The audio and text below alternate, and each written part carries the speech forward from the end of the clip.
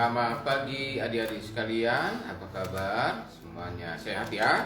Puji Tuhan, kita kembali datang untuk beribadah kepada Tuhan pada pagi hari ini ya. Baiklah, sambil ya persiapkan dulu Alkitabnya, duduk yang rapi ya. Nanti kita akan mendengar firman Tuhan ya. Baik, kita akan memuji Tuhan ya. Kita akan memulai ibadah kita dengan bernyanyi kepada Tuhan. Ya, sungguhlah Tuhanku hidup.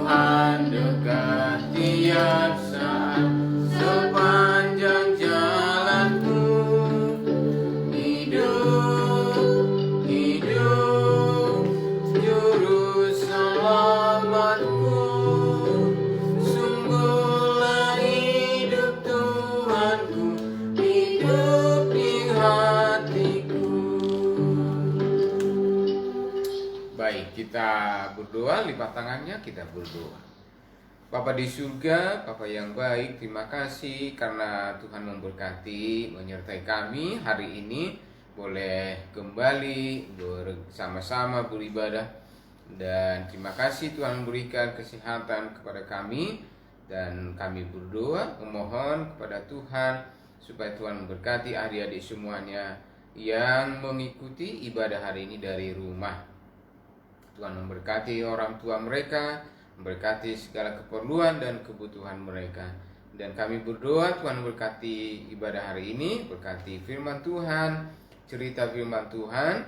Terima kasih, kami berdoa supaya kami bisa mendengar dengan baik, melakukannya juga supaya Tuhan dimuliakan. Terima kasih, ampunilah dosa kami, di dalam Tuhan Yesus kami berdoa. Amin. Baik, kita kembali nyanyikan pujian kita. Tuhan Yesus, aku berjanji. Kita nyanyikan.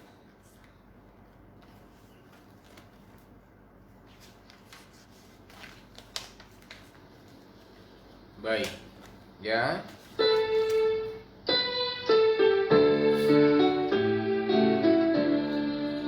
Tuhan Yesus, aku berjanji.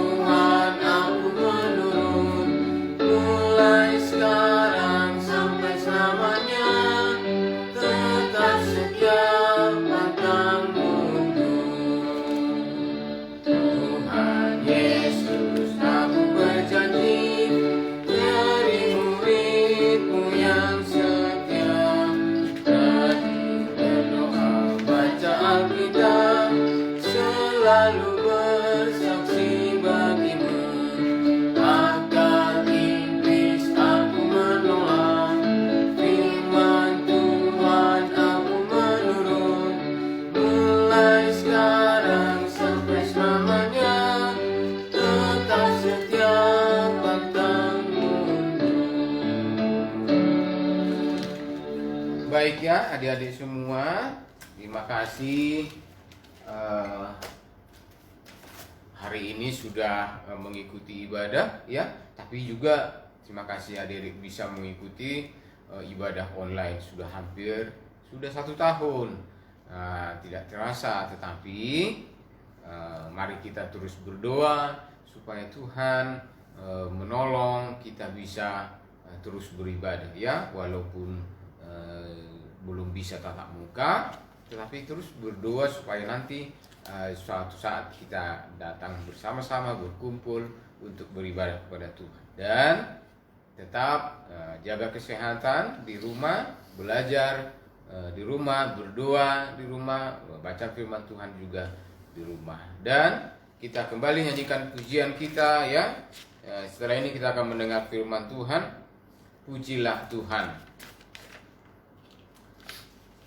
Nah, setelah ini kita siap-siap ya adik-adik semuanya kita akan mendengarkan firman Tuhan.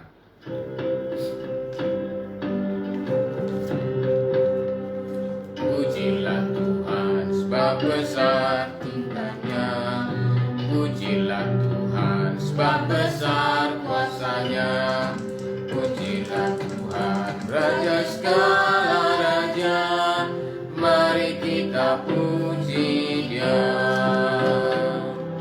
Pujilah Tuhan sebab besar cintanya. Pujilah Tuhan sebab besar kuasanya.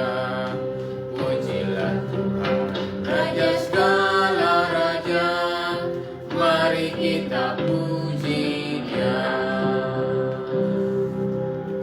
Baik, siap-siap, Alkitabnya dipersiapkan, nanti konsentrasi ya mendengar firman Tuhan. Baik, kami persilakan Ibu Lasmaria akan menyampaikan cerita firman Tuhan hari ini.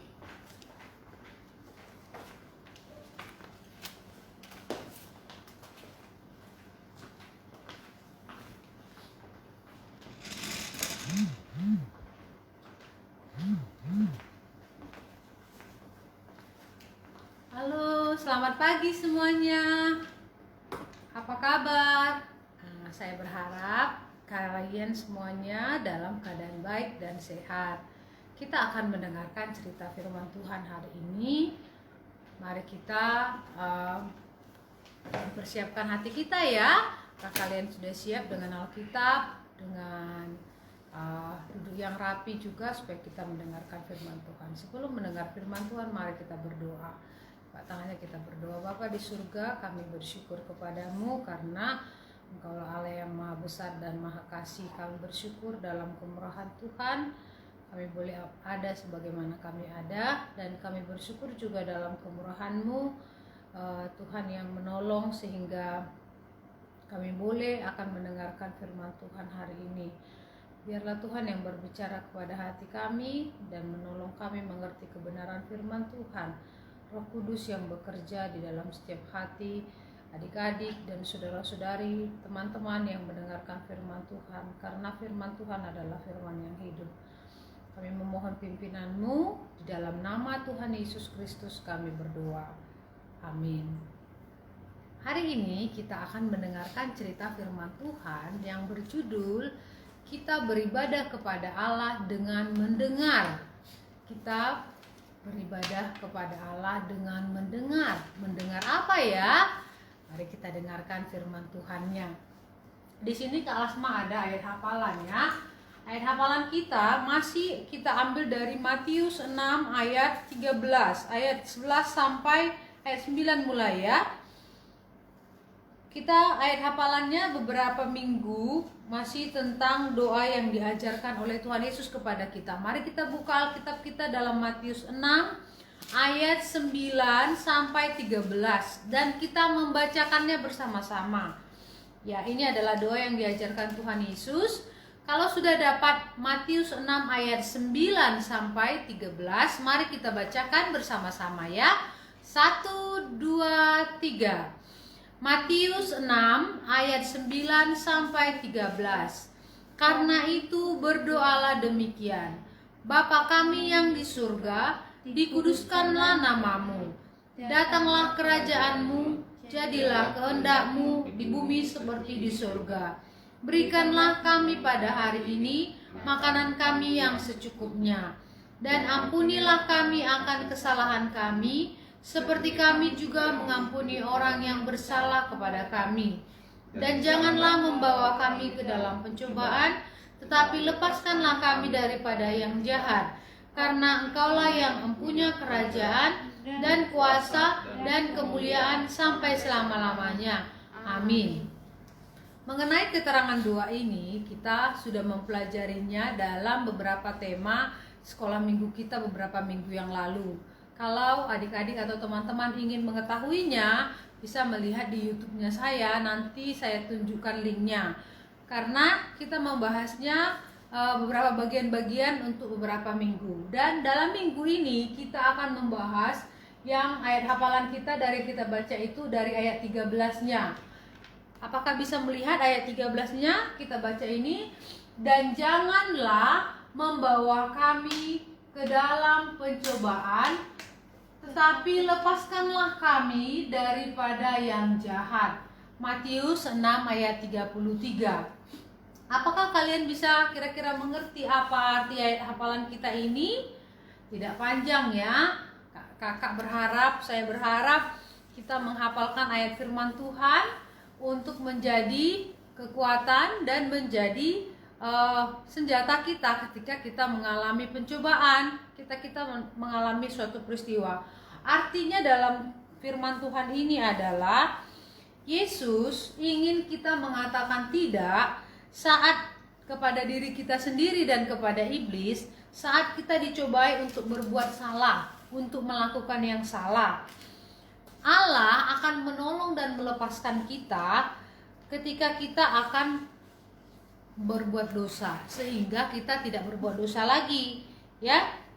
Seandainya kita dicobai, oh iya, ambil aja barang itu, atau marahi saja dia, atau kata-katamu bilang aja yang ini, kata-kata kasar, ya.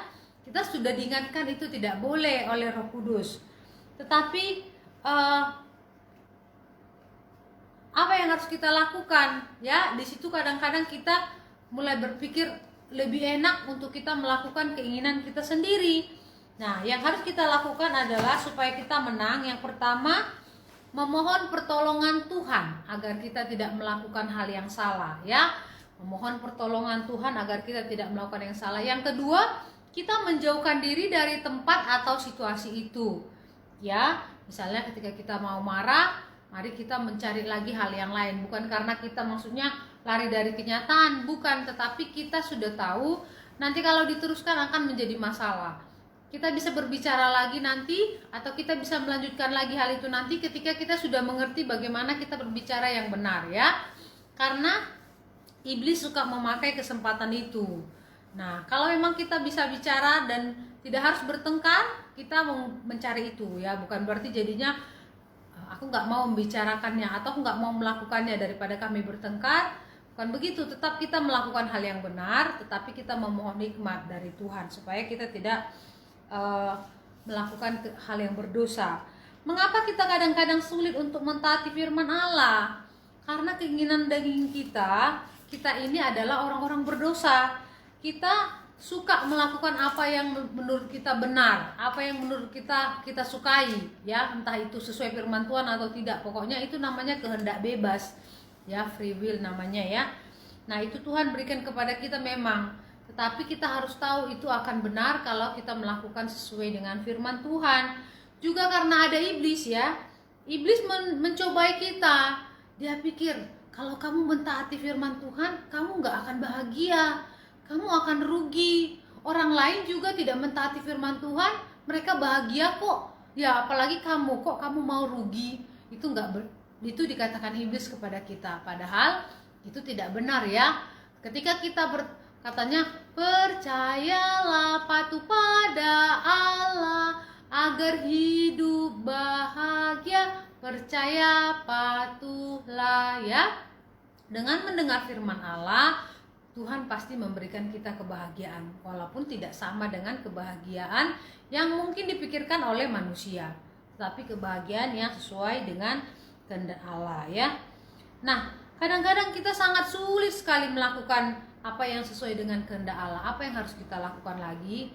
Kita harus membuka perasaan kita kepada Tuhan ya. Kita menceritakannya dan kita mempercayai bahwa Tuhan adalah Allah yang Maha Kuasa, yang mampu menolong kita. Kalau kita sungguh-sungguh memohon pertolongan Tuhan dan yakin pada pertolongannya, Tuhan pasti menolong kita. Juga kita tidak dapat hidup berkenan kepada Allah kalau kita belum menerima Tuhan Yesus sebagai Tuhan dan Juru Selamat kita pribadi. Jadi kita perlu memohon menerima Tuhan Yesus sebagai Tuhan dan Juru Selamat kita pribadi supaya Tuhan memberikan kita kekuatan ya. Roh Kudus memberi kita kekuatan menang dalam melawan dosa. Apakah kalian tahu apa ini namanya? Ini namanya Alkitab ya. Di negara-negara tertentu orang dilarang memiliki Alkitab. Apalagi membaca Alkitab ya. Mereka dilarang sampai akhirnya negara itu dihancurkan. Sehingga orang-orang di sana bisa mendapat kemerdekaan dan mereka bisa lebih bebas. Dan akhirnya mereka dikirimi oleh orang-orang Kristen yang lain Alkitab. Ratusan Alkitab dikirim dari berbagai negara ke negara-negara yang sangat sulit mendengarkan firman Tuhan atau yang memiliki Alkitab. Dan ketika orang-orang ini menerimanya, mereka mau menerima Alkitab itu dengan sangat sukacita. Mereka menangis, mereka terharu, mereka sampai merasa sangat-sangat bahagia ya. Karena selama ini untuk pertama kalinya dalam hidup mereka, mereka memiliki Alkitab secara pribadi, Alkitab sendiri. Kenapa mereka sangat menginginkan Alkitab? Karena dari Alkitab ini mereka mendengarkan, bisa tahu siapakah Allah itu, siapakah Allah yang hidup itu, apa yang Dia inginkan, apa yang harus mereka dengarkan dari perkataannya. Semuanya ada di dalam Alkitab ini ya. Hari ini kita akan belajar tentang seorang nabi yang dia belajar mendengarkan perkataan Allah. Sebenarnya nabi itu harusnya sudah berbicara dengan Allah ya. Dia dekat dengan Allah. Namun pada hari ini nabi ini belajar lagi bagaimana dia beribadah kepada Allah dengan mendengarkan perkataan Tuhan. Ya, ada seorang nabi namanya Nabi Elia. Siapa namanya? Nabi Elia. Nabi Elia ini sedang lari ketakutan bersama pembantunya. Dia lari sekencang-kencangnya dan tidak memperhatikan apa yang di depannya. Pokoknya lari saja sekencang-kencangnya ya. Secepat dia yang bisa lari bersama dengan pembantunya.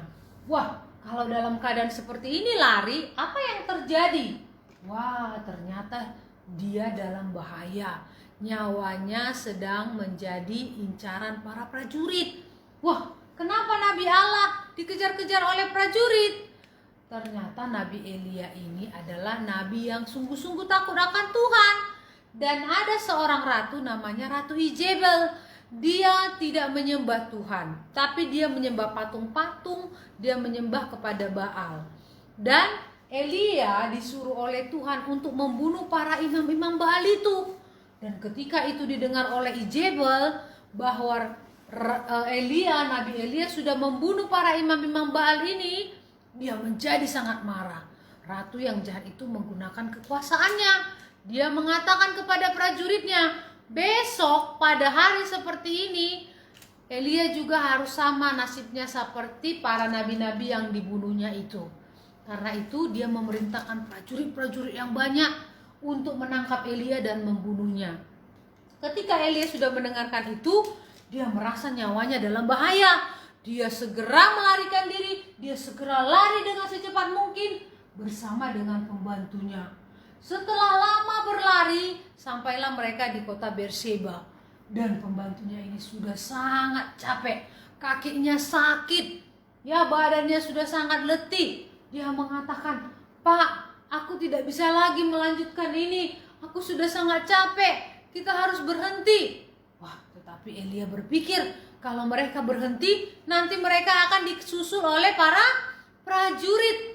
Wah, akhirnya Elia meninggalkan pembantunya di situ dan dia melanjutkan lagi untuk berlari. Dia berlari berhari-hari, berlari dengan sangat kencang, dan dia tidak menghiraukan apa-apa. Wah, dia sangat ketakutan, hatinya sedih. Kenapa dia yang sudah selama ini melayani Tuhan, tetapi sekarang dia berada di dalam bahaya? Mengapa sekarang ada orang yang membenci dia? Wah, dia lari dalam kesedihan dan dalam ketakutan. Apakah Tuhan tahu apa yang terjadi kepada Elia? Iya. Apakah Tuhan melihat apa yang terjadi kepada Elia? Setelah Elia lari terus, akhirnya dia sampai di padang gurun yang sangat lebar. Wah, Elia berpikir, saya akan bersembunyi di gunung ini, katanya, di padang gurun ini.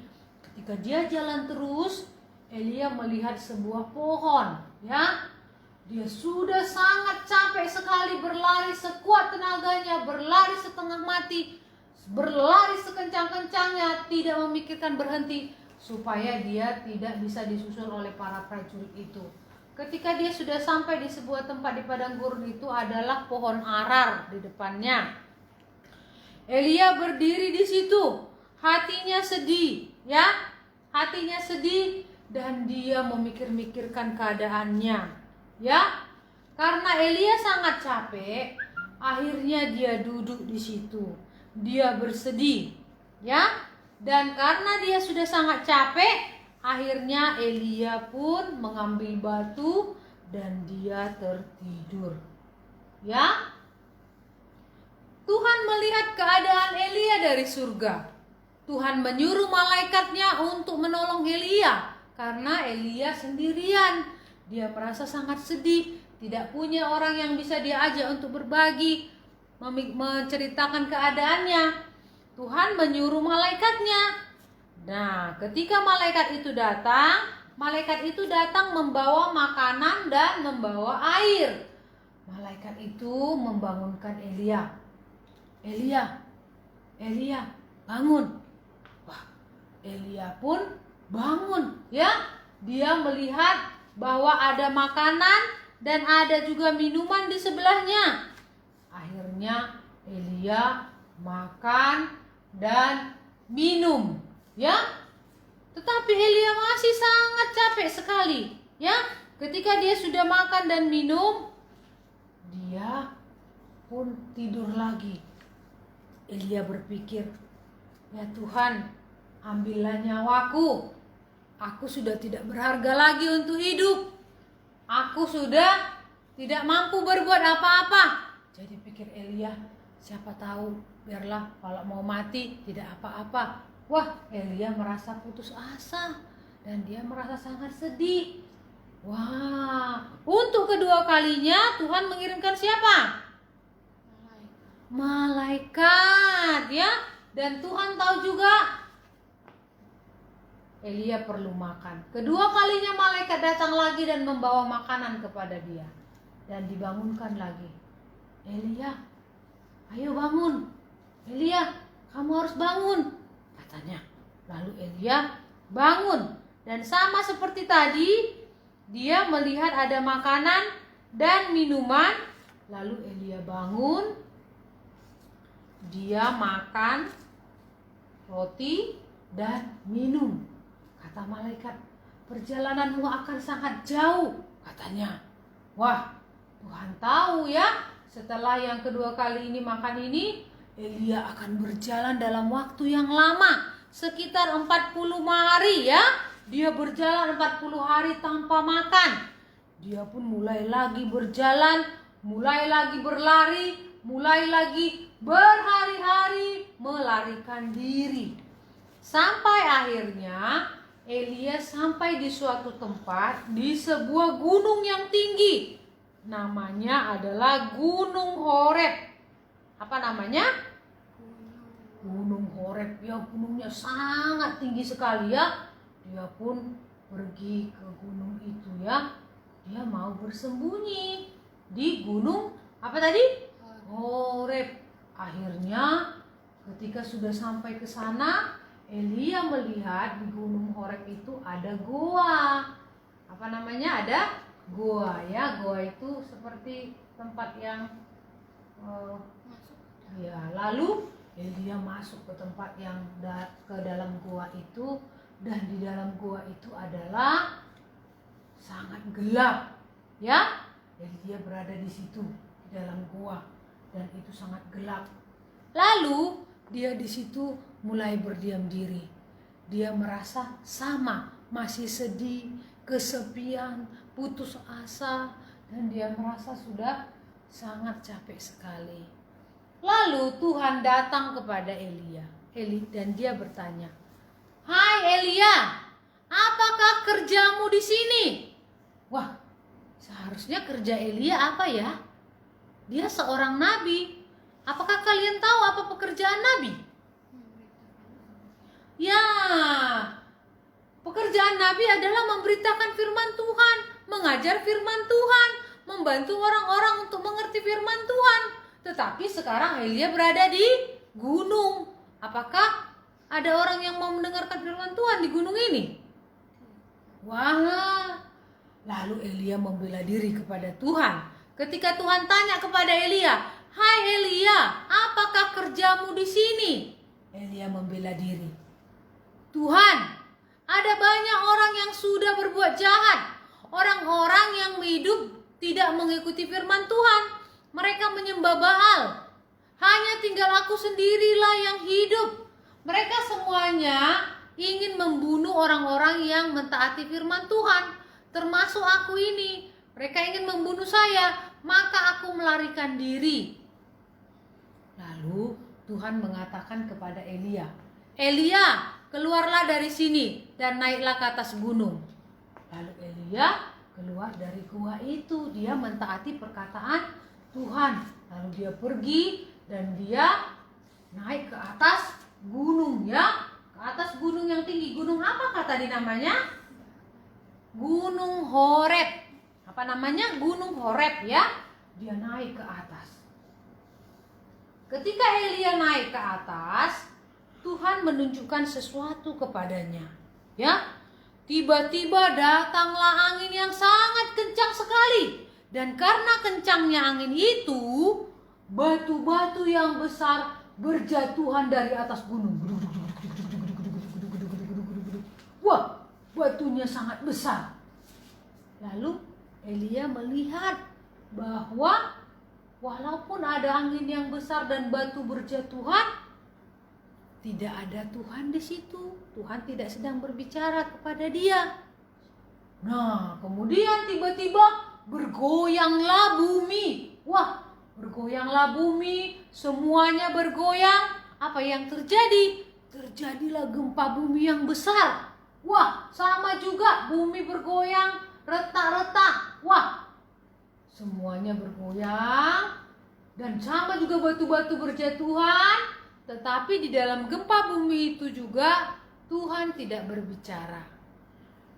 Lalu kemudian yang selanjutnya adalah datanglah api yang sangat besar. Api ini menyambar pohon-pohon yang ada di sekitar gunung itu, yang berada di sekitar itu, sehingga pohon-pohon itu menjadi terbakar.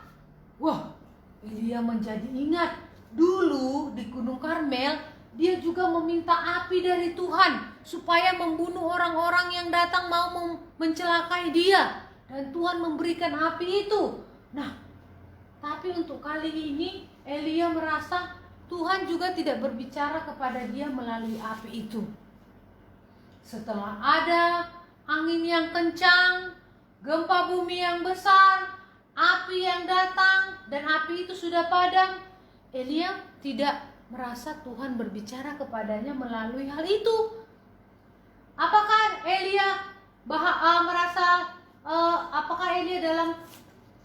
apakah Elia menjadi terluka karena bencana alam dan yang lain-lain itu? Tidak, ya. Elia tetap dipelihara Tuhan, sehingga walaupun di depan dia ada bencana alam, ada angin, ada api, Tuhan tetap memelihara dia. Tuhan ingin menunjukkan kepada Elia, Tuhan adalah Tuhan yang maha besar dan maha kuasa, yang menciptakan langit dan bumi. Apakah Tuhan layak dibandingkan dengan Ratu Izebel yang ingin membunuh dia?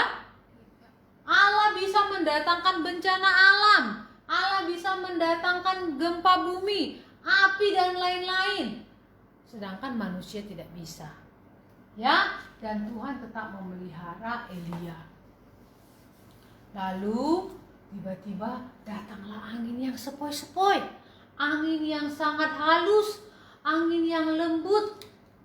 Di situ Elia tahu bahwa Tuhan datang dan mau berbicara kepadanya. Lalu Tuhan menanya lagi kepada Elia, Elia, apakah kerjamu di sini? Sama dengan yang tadi Elia jawab lagi, aku menyelamatkan diri. Orang-orang sudah berbuat jahat, tidak ada lagi yang mau datang kepada Tuhan. Mereka membunuh orang-orang yang takut akan Tuhan, dan mereka mau membunuh aku juga, sehingga aku melarikan diri. Lalu Tuhan mengatakan, Elia, perpikiranmu itu tidak benar. Masih ada 7.000 orang lagi di Israel yang juga takut akan aku, takut akan Allah, dan mereka mentaati firman Tuhan. Orang-orang yang setia melayani Tuhan.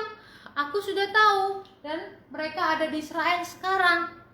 Wah, Elia sekarang mengerti bahwa Tuhan tetap menjagai umat-umat yang orang-orang yang dikasihinya, dan Elia tidak sendiri. Lalu Tuhan berbicara kepadanya, dan karena Elia tahu bahwa Allah adalah Allah yang Maha Kudus, Elia menutupi wajahnya. Ya, dia menutupi wajahnya dengan jubahnya. Ya, dia menutupi wajahnya dengan jubahnya, dan dia masuk ke dalam gua itu. Ya, dia sujud kepada Tuhan. Ya, dia di sini dan dia mendengarkan suara Tuhan. Ya, Tuhan mengatakan kepada dia, Elia, bahwa masih ada 7.000 orang yang mengasihi Tuhan. Pergilah engkau turun, ya, turunlah, pulanglah kembali ke Israel. Kamu akan melantik seorang raja yang baru yang memimpin orang Israel, umat Israel. Dan nanti kamu juga harus mengangkat Nabi Elisa untuk menggantikan kamu menjadi nabi setelah kamu tidak ada. Lalu Elia segera mentaati firman Tuhan. Ya, Elia tahu bahwa mendengarkan dan mentaati firman Tuhan adalah yang terbaik.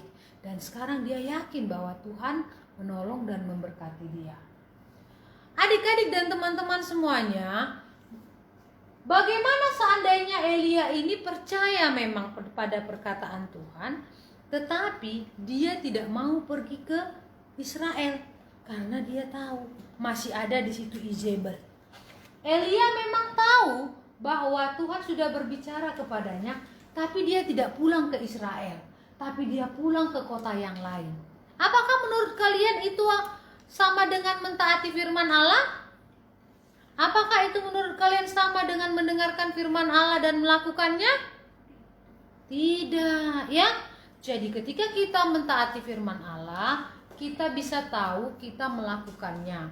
Kita tahu dari firman Tuhan apa yang Allah ingin untuk kita lakukan. Mendengarkan perkataan Tuhan dari Alkitab dan kita melakukannya. Ya, sangat penting untuk mentaati firman Tuhan. Kalau Tuhan katakan menjauh, kalau Tuhan katakan jangan lakukan, kalau Tuhan katakan lakukan ini, kita mengerjakannya. Ya, kita mentaatinya. Akhirnya Elia pulang ke Israel. Dia tahu bahwa Allah yang Maha Kuasa menyertai dia. Dia tahu bahwa Ratu Izebel tidak ada apa-apanya dibanding Allah yang Maha Kuasa. Dan Elia melakukan tepat seperti yang dikatakan Tuhan. Lasma berharap kita semuanya juga mau mengasihi firman Tuhan. Kita mau membaca firman Tuhan, membaca Alkitab dengan teratur. Sampai di sini dulu firman Tuhan. Mari kita berdoa. Bapa di surga, kami bersyukur kepadamu untuk waktu hari ini. Kami bersyukur bahwa ada firman Tuhan yang dapat memberikan kami pengertian, mengajari kami perkataan Tuhan, dan menolong kami untuk tahu kasih Tuhan yang besar kepada kami. Kami bersyukur Tuhan di dalam segala sesuatu yang terjadi dalam hidup kami ini juga ada Tuhan yang mengendalikan semuanya. Kami berdoa untuk bangsa kami, bangsa Indonesia. Kami berdoa untuk kota di mana kami tinggal. Biarlah Tuhan yang memberkati. Biarlah kebenaran firman Tuhan disampaikan. Dan kami sebagai anak-anak-Mu juga menjadi orang yang bersaksi, menjadi pelaku firman Tuhan. Kami belajar bahwa Tuhan berbicara dan mau mengasihi kami karena Tuhan ingin mengarahkan dan membimbing kami. Firman-Mu adalah firman yang hidup. Terima kasih Tuhan. Mbak berdoa buat kami semua yang mendengarkan, Tuhan yang memberkati dimanapun berada. Biarlah Tuhan yang menolong, kalau ada yang dalam keadaan sakit Tuhan sembuhkan, kalau ada yang dalam pergumulan Tuhan memberikan jalan keluar, memberikan berkat-berkat yang berlimpah, mencukupkan kebutuhan mereka. Hamba berdoa buat adik-adik sekolah minggu yang masih belajar dari rumah, yang akan ada ujian Tuhan. Hamba berdoa berikan mereka hikmat dan pengertian dari Tuhan. Berikan mereka semangat dan kesehatan yang baik untuk belajar dan mengerti apa yang harus mereka pelajari dengan baik. Hamba berdoa buat adik-adik sekolah minggu kami. Berdoa buat Arus Seido Alwani, dia akan ujian, berikanlah dia kepintaran dan hikmat dari Tuhan. Berdoa buat Yuka Moroka, Siho Moroka, berdoa buat Joani, Stella, Stephen, berdoa buat Alberto Simatupang, Yukiko, berdoa buat Keden di Jakarta. Kami berdoa buat semua yang ada teman-teman kami yang menonton acara ini dimanapun mereka berada. Tuhan berkatilah. Dan kami mau tetap bersemangat dan yakin bahwa Tuhan yang memberkati kami untuk bisa melewati masa pandemik ini dengan baik. Mohon ampun untuk dosa dan pelanggaran kami. Dalam nama Tuhan Yesus kami berdoa. Amin. Terima kasih. Tetap semangat. Tuhan berkati. Lanjutkan oleh Pak Freddy. Baik, demikian ya jadi firman Tuhan, cerita yang sudah kita dengarkan. Baik, kita akan menyelesaikan ibadah kita hari ini. Kita nyanyikan pujian kita kepada Tuhan, betapa hebat kuasa Tuhan.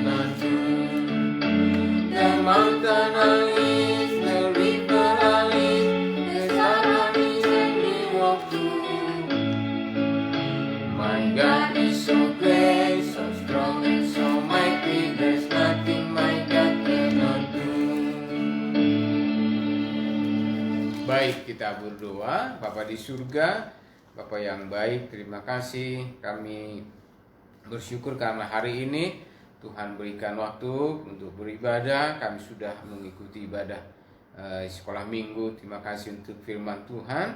Berkati firman-Mu, berkati juga kami semua, khususnya adik-adik yang sudah mendengarnya. Terima kasih, berkati adik-adik semuanya, kesehatan mereka, berkati iman mereka, supaya mereka makin bertumbuh di dalam Tuhan. Terima kasih Tuhan, ampunilah dosa kami. Di dalam Tuhan Yesus Kristus kami berdoa. Amin. Baik, terima kasih. Selamat pagi, Tuhan berkati ya. Sampai jumpa minggu depan.